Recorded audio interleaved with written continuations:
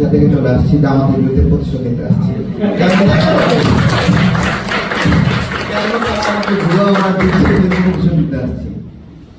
তো আমি আসলে জামাতকে কিভাবে দেখি, আমি জামাতকে সবসময় দেখি সাপের সঙ্গে তুলনা করি।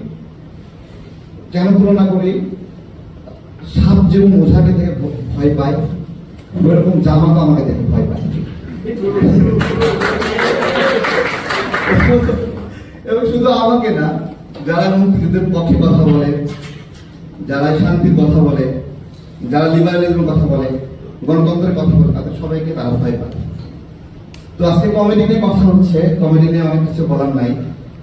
জাতীয়তাবাদী দল সরকার গঠন করেছে, তারা সরকার চালাচ্ছে, কিন্তু বক্তব্যের বয়ানে সব জায়গায় আমরা দেখছি বারবার ফ্যাসিবাদের বিরুদ্ধে বক্তব্য দিচ্ছে। তো ফ্যাসিবাদের বিরুদ্ধে বক্তব্যের চূড়ান্ত সীমাই তো ছিল 5 আগস্ট। আপনি তো চূড়ান্ত সীমা অতিক্রম করে ফেলেছেন এবং বিজয় অর্জন করেছেন। তাহলে সেই জাবর কাটা দেশের জন্য সুফল বয়ে আসবে কিনা, আমার প্রশ্ন। কি কি পাওয়া যেতে পারে?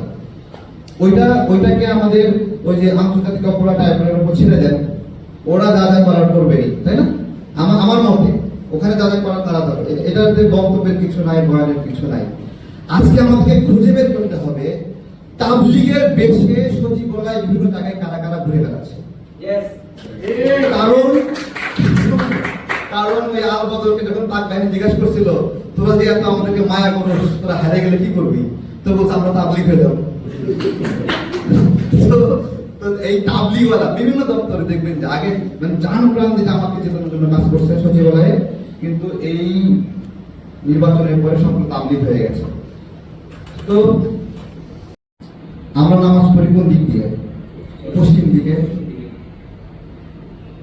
তো এই পশ্চিম আমাদের ভাগ আছে, একটা পশ্চিম হলো পশ্চিম পাকিস্তান, আর একটা পশ্চিম হলো মক্কা, তাই না? আচ্ছা, আমার প্রশ্ন হলো জামাত আসলে কোন পশ্চিমকে পশ্চিম মনে করে? পাকিস্তানকে নাকি মক্কাকে মনে করে? তো এখানে হলো জামাত এবং আমাদের সাধারণ মুসলিমদের পার্থক্য।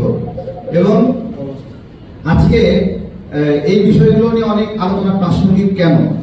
আমি যে কয়েকটা পয়েন্ট বলেছি সেগুলো পয়েন্টই যুদ্ধ অপরাধ নিয়ে বলেছি, রাজাকার নিয়ে বলেছি, মুক্তিযুদ্ধ নিয়ে বলেছি। এটা এই জন্য যে দেখেন,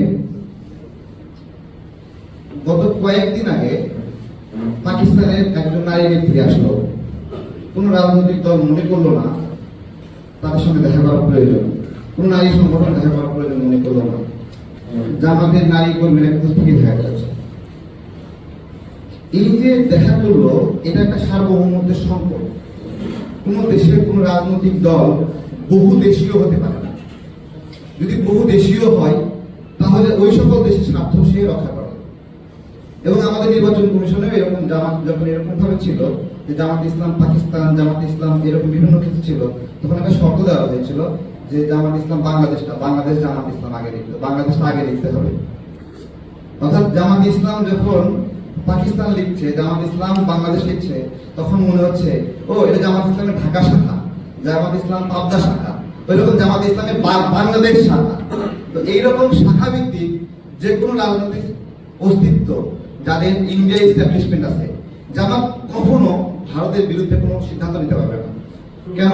তাদের ইন্ডিয়ান এস্টাবলিশমেন্ট আছে, তাদের ইন্ডিয়ান শাখা আছে, এবং ভারত সরকার যদি কোনো ব্যাগাজায় পড়ে তাদের ইন্ডিয়ান শাখাকে দায়িত্ব দেবে যে তোমাদের ভাই ব্রাদার তোমরা একটু ম্যানেজ করো, সে ম্যানেজ হয়ে যাবে।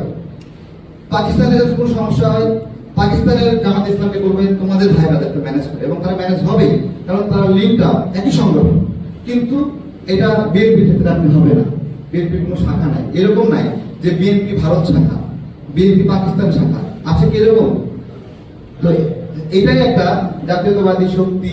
শুধু বিএনপি না, আমাদের দেশের জাতীয়তাবাদী চিন্তায় এবং আদর্শে আরো যারা যারা সংগঠন আছে সবার ক্ষেত্রে এরকম যে এই সংগঠনগুলো বহুদেশীয় রাজনৈতিক চিন্তা থাকতে পারে না, থাকলে সেটা বাংলাদেশের জন্য ক্ষতিকর হবে। ধন্যবাদ সবাইকে। আসসালামু আলাইকুম।